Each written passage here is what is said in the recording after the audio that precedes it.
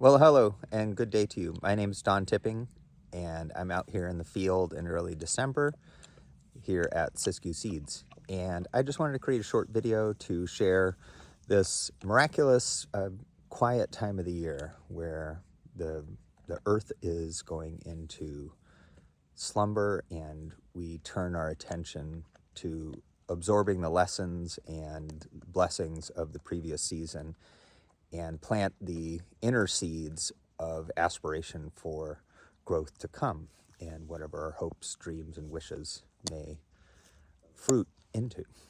So I've been thinking a lot about our relationship with seeds, not only here on our farm and the work we do here at Seeds, but as a culture. And in a way, seeds really belong in the commons, like air and water and soil. They're something of our collective inheritance, and in many ways are a cornerstone of civilization. Really, civilizations began when we became agrarian peoples. And yet the current paradigm is that we buy seeds, we've tokenized them. So we have a program here that is an effort towards a community-supported seed system that we call the Seed CSA, that's really patterned after the vegetable community-supported agriculture program. And it's really the direction I would love to see humanity move in, is that we have a relationship with the seed keepers and those that do that.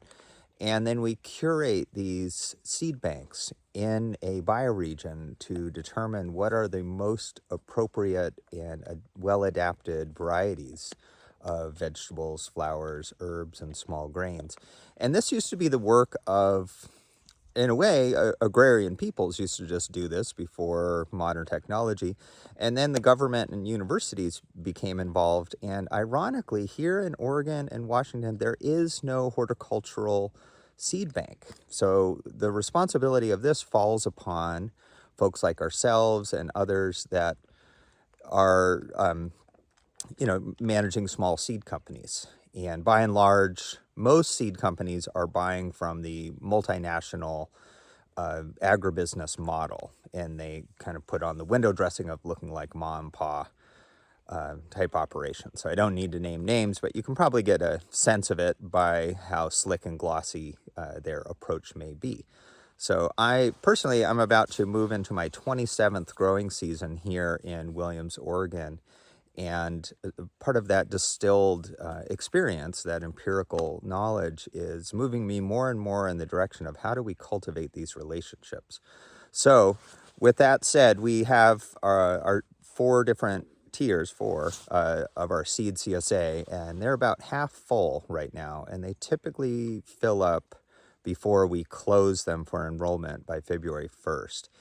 And this, not only do we send you seeds once a month, beginning in February 1st, March 1st, April 1st, and so on, that would be the most appropriate varieties to grow during that time, along with growing tips. But we also share breeding material, rare seeds, or seeds that have cultural significance in which we don't feel good about putting a price on them and selling them. So we share them. So like tobacco seeds would be one of those. And other varieties that have been gifted to us in the spirit of generosity and reciprocity. So we are trying to extend that forward.